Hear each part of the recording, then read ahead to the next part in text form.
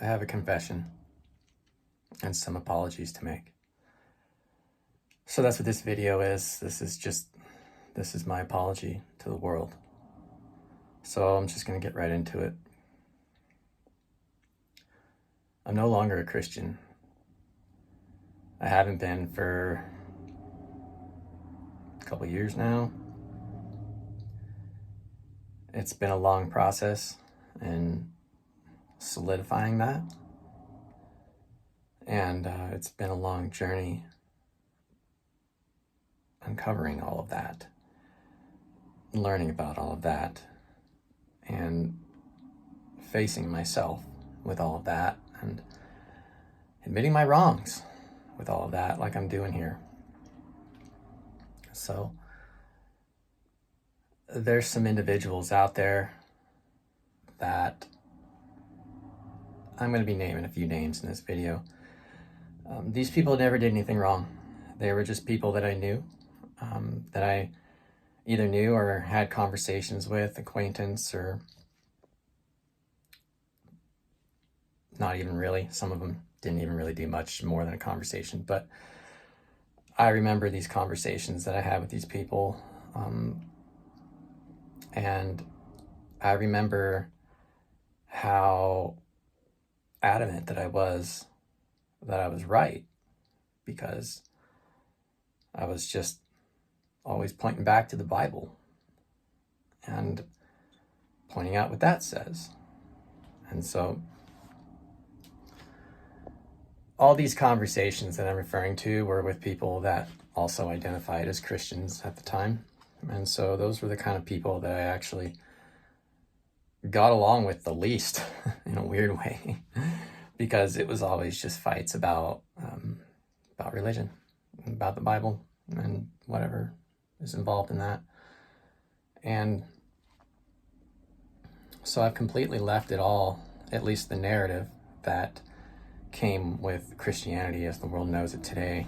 You know, the idea that this guy, Jesus Christ, came down, he was the only begotten Son of God, and he came down to die and be crucified and then be raised again on the third day so that our sins can be forgiven. You know, that was the gospel, so they say. Well, I don't believe that story anymore. I don't believe that that's the way it went. I'm not saying that everything in the Bible is false. I'm sure there's a lot of historical fact going on in there, but, you know, to be totally honest, for a book that was apparently written thousands of years ago and then translated, you know, even just the King James Version just over 400 years ago, and come to find out it really is just lost in translation. And that was my mistake, was that I was not willing to look into the translation issue that much until I finally started watching somebody who did start doing that, and from the King James. And I just started paying attention because he made some points. I'm talking about Rodney Bolio, was the guy who revealed a lot of this stuff to me. He was one of the teachers that I was following for a while that really broke it down. And his whole thing is that the Bible is really talking about the salvation of all, and that there really is nobody that's going to burn forever, which I agree with. And everybody's going to be saved in the end. So essentially, when we all die, we're all just going to be with God. And we really are all the children of God. That was another mistake that I made, was assuming that only the Christians were the real children of God. Well, no. I mean, God created everything, even the evil things. Now I'm starting to see that there really is this duality of good and evil in this world, and it seems to be pretty equal in a weird way. So God created evil. It even says that in the Bible. But the biggest thing for me was the hell thing. The 4 different words that we now call hell with our English language. 4 different words with 4 different meanings. You know, in the Old Testament, it was the grave. In the New Testament, it was what Jesus was talking to, he was referring to was Gehenna or Gina, which is the place near Jerusalem where they used to burn all their trash back in the day, burn their bodies, and there was a lot of worms there, you know, the worm that dieth not. If you actually look at it, when Jesus was talking, if you go look up the word, whenever Jesus was talking about it, he was referring to that place. And in modern day Christianity, especially in the Baptist church, which is what I was in last before I got out, that's it, man. They don't buy that story. They just don't. And they'll make up everything they can to squash it. It's just too much, man. Like 4 different words not meaning the same thing, and then you're just gonna call it hell and make up this whole thing about how everybody's gonna burn if they don't believe this. And now that I'm looking at it from the outside, I can see just how ridiculous it really is. It is. It's ridiculous. It's absolutely ridiculous. Now I believe that everybody has God in them. Even Jesus said, ye are gods. And don't give me that big G, little g stuff. When you look it up, it's the same word in the back. So that's it. God is in everybody. Your consciousness comes from God. So basically, when you really think about it, you're viewing the world through the eyes of God. He's experiencing life through you and me. Every one of us. So why then would God want to burn somebody forever and ever? You know, the Bible says that God is love. Forgive me, the exact scriptures are eluding me right now. I can't think of it, but I think most of you out there probably heard that one before. God is love. And if that's true, then that means that love wants to burn people for eternity. Is that your idea of love? So let me take a step back, because this used to be my idea of love. Now I got to cover that too, because I've been on both sides of this thing. So back then, the way I used to see it was that the people who reject God, who rejected the gospel message of the Bible, deserved to go to hell. They deserved it. It was this thing, like this idea of a sanctified anger for all the things that non-Christians have done to Christians, that kind of idea, and just rejecting God. And so since you're rejecting him, then you deserve to be banished. Okay, and that's what I held to, essentially. And so, no, I do not agree with that anymore. So I completely reject that idea. And no, that makes no sense. That a God that wants, that claims that he loves people only just merely gives them a way out. But if they miss it, if they don't understand it, if they don't get it, if the world gets in the way and causes them to not see it, you're done. You're screwed. Is that fair? No, it's not. And being around in this world for a while, in this body, I've come to realize that just things happen to people that other people just don't understand. And you cannot judge somebody for what they've done. You can't. Yeah, you can have a justice system. And we should have a justice system. But can you really judge them? Because you don't know what happened. People have to pay the consequences for their crimes. I get it. Yeah, I'm not saying we shouldn't do that. We should have a system in place for that. Absolutely. But when you really think about it, everybody got really screwed up in this world by other people, by other things. What happened to that person that made that heinous crime that caused them to be in a position where they would actually do it? That's the way I look at everything now. When I look at people and their mistakes. What happened to you? Why are you so screwed up? It's not even your fault. You just got screwed up. You came here and you got screwed up here. Now you're learning from it. Now you have to figure out what to do about it. I mean, the answer is not just to end it now. The answer is to figure it out and figure out why you're here. Because I don't believe that we just showed up here. Like, this world is way, way too insane, way too crazy. There's things that happen here, the way things happen, the order that is in place of things. Even in my own life, there's just been way too much divine intervention, things where I should have been killed or something happened or people tried to get me thrown in jail and failed. And it's crazy stuff. It's so amazing. It's like it's hard to believe that this is all by chance. I'm not buying that. It's just too hard to believe now. So come on, man. This stuff just gets my mind going in circles sometimes. But yeah, you can't judge anybody for anything. You have not been in their shoes. You know, I have been in some very, very dark situations. And I'm telling you right now, man, like when you're put in positions where you feel like there's no way out, you think about things that you never knew that you could even think about.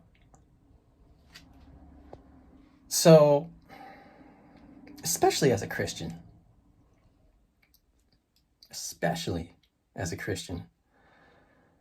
And so those are things that I've had to deal with. And you know what? To be totally honest, I'm actually very grateful for that. I'm actually very grateful for all of the hard times that I've been through because of the patience that it's taught me, of the strength that it's given me, the shaping it has done to me.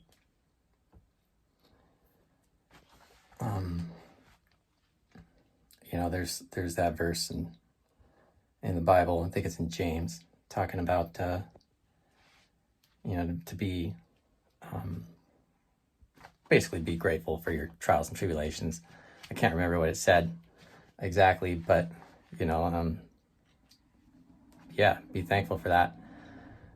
And I am now. I'm actually thankful for the people in my life who've tried so very hard to try to ruin it, because that's been a thing in my life. There's been people in my life who've been trying to ruin my life, and it's taught me a lot.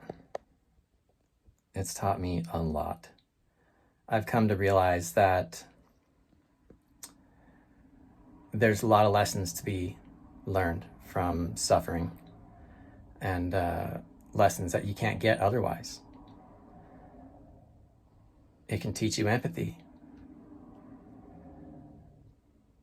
And empathy is very powerful. The world needs more empathy. Maybe that's why I went through so much suffering now. Because I feel like I need to do something in the world. And so I do have a lot of empathy. And I'm really concerned about just people's well-being in general. I've felt things. I felt things mentally that have it's really scared me at times, and I can see how other people are dealing with certain situations, and that stuff really stands out to me, and all through Christianity, I never had any intentions to cause anybody any harm. I never wanted to put people down. And I never wanted to chase anybody away.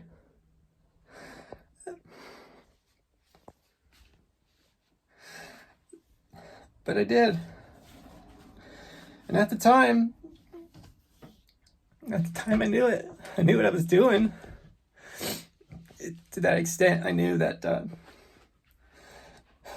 I knew I was chasing people away, and I knew it was going to be that way. I knew that people were going to hate me for it. And I had to accept that. Believing that, as a Christian, that it was normal. It was normal for me to feel that way. It was...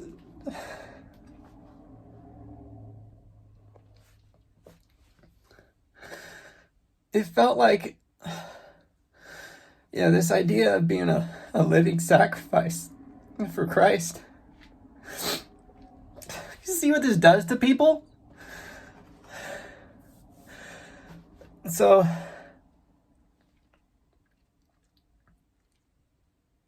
oh man. And then when you find out that all of it was a lie,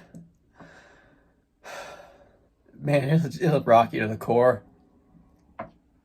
It'll rock you to the core when you figure it out. That's why there's some people in my life, and I'm concerned about it. If they figure it out, I'm afraid they're going to kill themselves. There's some of the people that I used to roll with.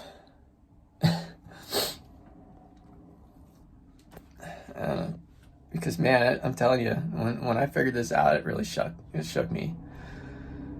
To this day, it still shakes me. So I never wanted to hurt anybody. So I'm sorry.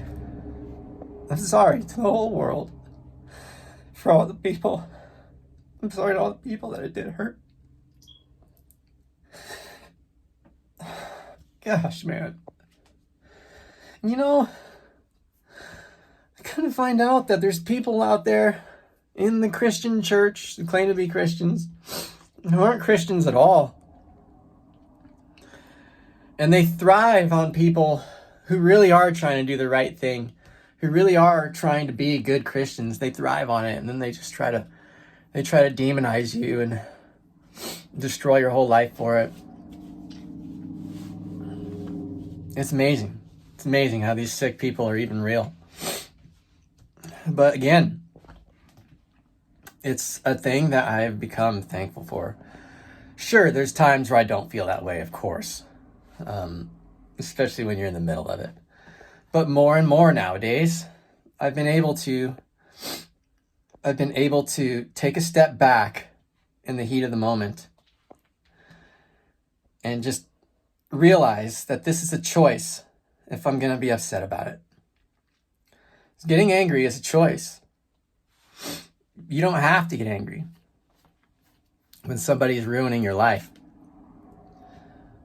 You could just sit back and be like, well, I guess that's what I came here for.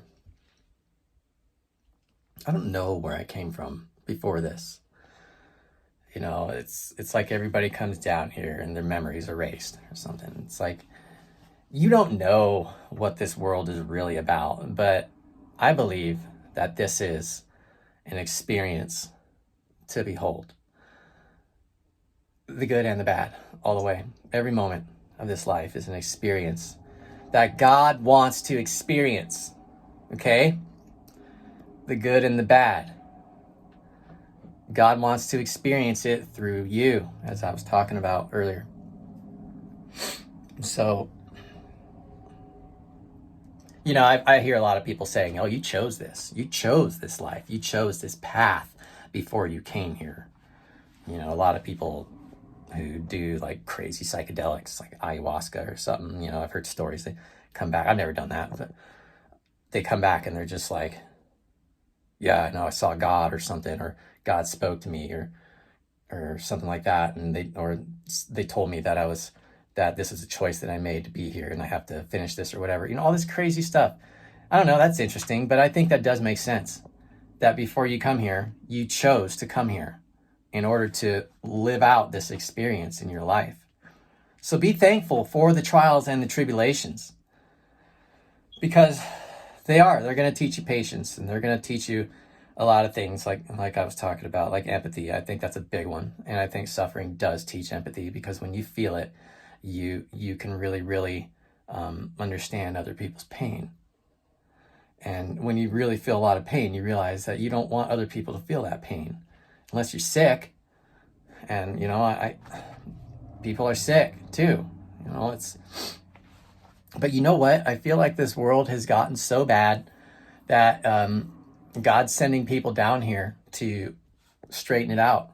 And I don't know what the point of this world is. You know, maybe this is just a place where things are supposed to stay screwed up, just so that we can come down here to have this experience. Perhaps there's other worlds around. Why wouldn't there be? I mean, like, if you're God, what are you gonna do forever and ever and ever? It's like, oh, we're going to go to the kingdom of heaven. Okay, what's that? What exactly is that? I think it's the mind of God. That's what I think it is. I mean, after all, Jesus did say the kingdom of God is within you. He did. He said that. By the way, his name wasn't even Jesus. It was Yehoshua. Some people call him Yeshua.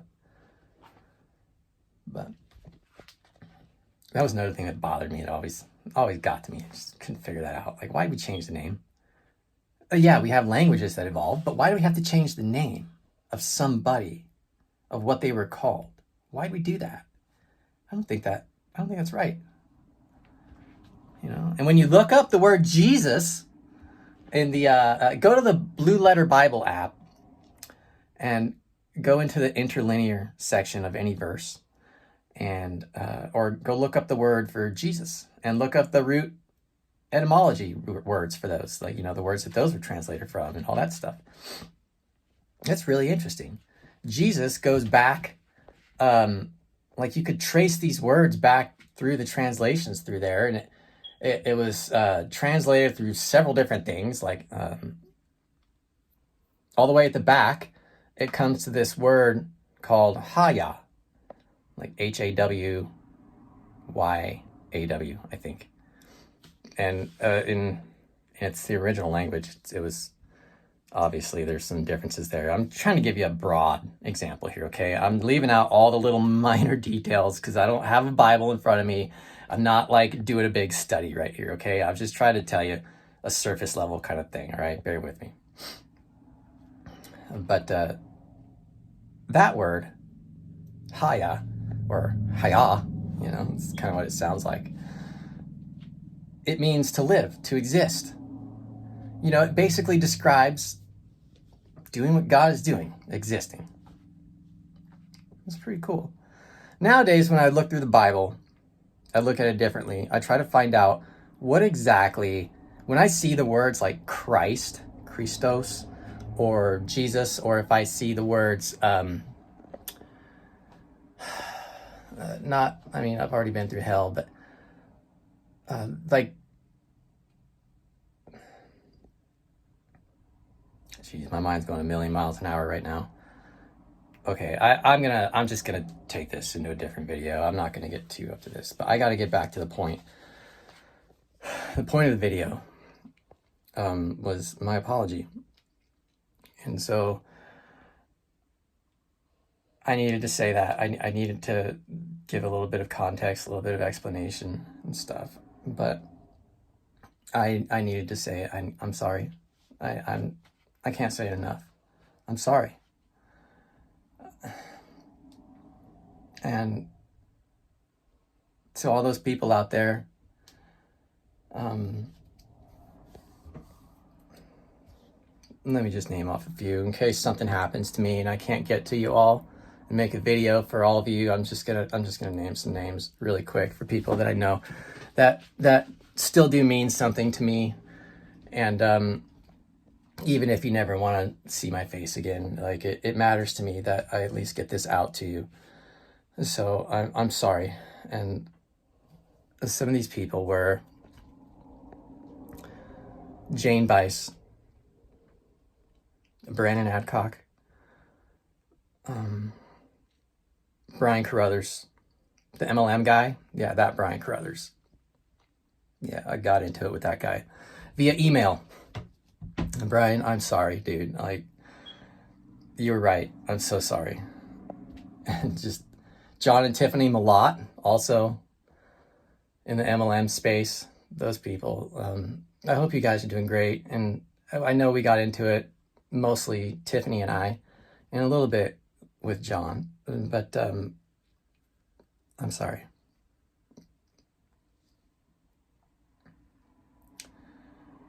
And David Burnatch. God, dude, we gotta try it again. Maybe we can get the band back together. Who knows? That'd be kind of cool. Whatever happened to Joey, dude? Like, where'd that guy go? He just disappeared off the face of the earth. He's one of the best guitar players I've ever seen. And this guy is just gone. He just disappeared. Like 15 years ago. I haven't seen that guy. But anyway.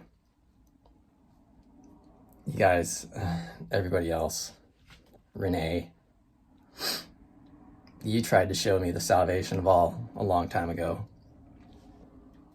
And I didn't listen. And I'm sorry. I wish we could have some conversations about these things nowadays, but obviously there's difficulties there. I suppose there's still a chance, perhaps, like, but we'll see. But yeah, you did. You tried to show me that stuff, and I remember looking at it, and I was just so programmed into my own mindset with the Bible at the time, and I couldn't see it. And so now, just like I was talking about earlier, like I felt that, I experienced that, and now when I look at other people who are still in this, they're programmed into it. And I was programmed into this at a very young age, man. I was a Christian from the age of 5 to 38. That's 33 years. Okay? And it's amazing. Now that I'm out of it, it's so amazing to look back at it and to see what I was really involved in and what's really happening in this world, in this life. And, so there it is. Again, I'm sorry. I'm really sorry to everybody I ever hurt. And I hope you can forgive me. And, I'm doing my best to forgive the people who've wronged me as well. And sometimes that can be challenging, but it helps when you realize that you can be thankful for what these people have done to you, because this life is not it. And that's how you have to see it. If you're going to sit there and look like or act like this is the only thing you've got, and then after this life, that's it. Like you missed out on something. I spent my entire 30s. It's been the worst decade of my life in that regard. But now I can sit back and be like, well, did I really miss anything? Like, did I miss out? No. What happened is what I got. And that's what I came here for. And so it's like, some people might say, oh, it's your 30s. Oh, you threw away your 20s. Like, you could have been a famous rock star. I played drums. And yeah, I did. I let go. I had something going. I was like going places with it. And then I threw it all away for Christianity. Threw away all my friends too. And back in my early 20s. I think I was 20. No, I was like 18. No, I was 20. I was 20 when I did that. Yeah. Anyway, that's when I started taking my Christian faith to the extreme. That's when I became an adult, and I started to realize things and see things, and got all super motivated and thought I was going to go do all this other crazy stuff in the world as a Christian. And wow, more stories for another video. I got a lot of stories, man. I got some crazy stories. But no, so I don't feel that. I don't feel like I lost anything. I really don't. I feel like I came here to experience this.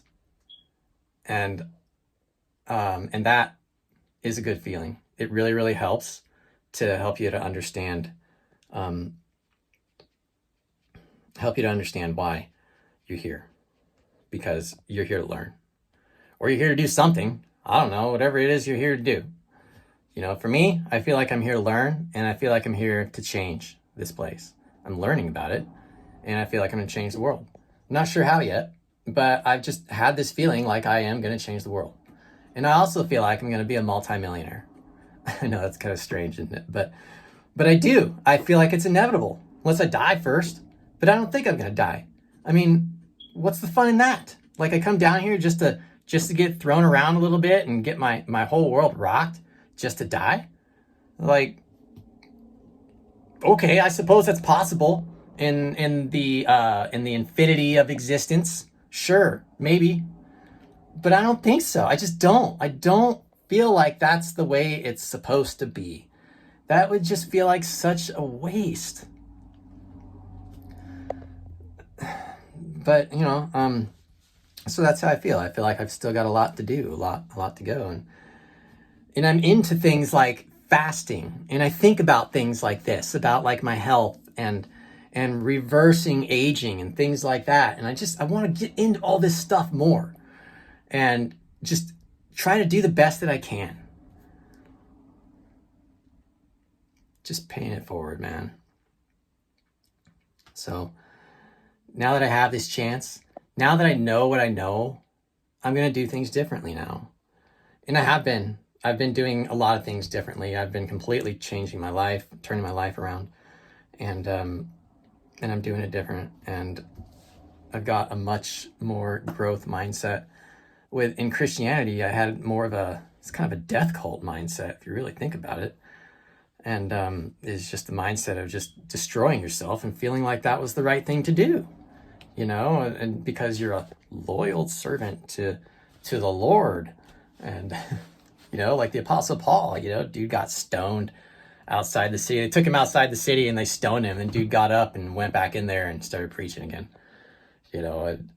Oh, by the way, the Apostle Paul never mentioned hell.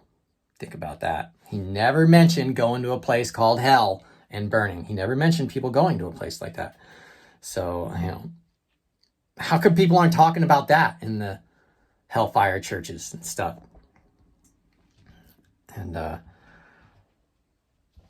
And why? Don't you think that's important? But anyway, I'm going to wrap this up now. I know this video is getting long. And I think I've said what I need to say. And I'm sorry it's taken so long, but I had to get this out there, and I'm finally doing it. And I'm going to start talking about more stuff. I'm going to start putting more stuff on my channel and building my own personal brand and just doing all these things, because I've been so isolated through all this because of Christianity. Christianity led me to be isolated even from other Christians. Okay? So, I'm done. I'm done with all that. And I just want to love everybody now. Like, I don't want to see people hurting each other. I'm sick of this crap. My whole family's in disarray. They all hate each other. It's so weird. I don't get it. Like, why? Why can't we all just get along? Like, when are y'all going to pull your heads out of your butts and try to do something here? Well, I'm taking the first step, and I'm gonna try to fix that, and I'm gonna try to fix whatever I can along the way in this world. Show people the way, show people the light, show people the truth as best as I can. But you know what? I don't care if you want to believe me or not. It doesn't matter.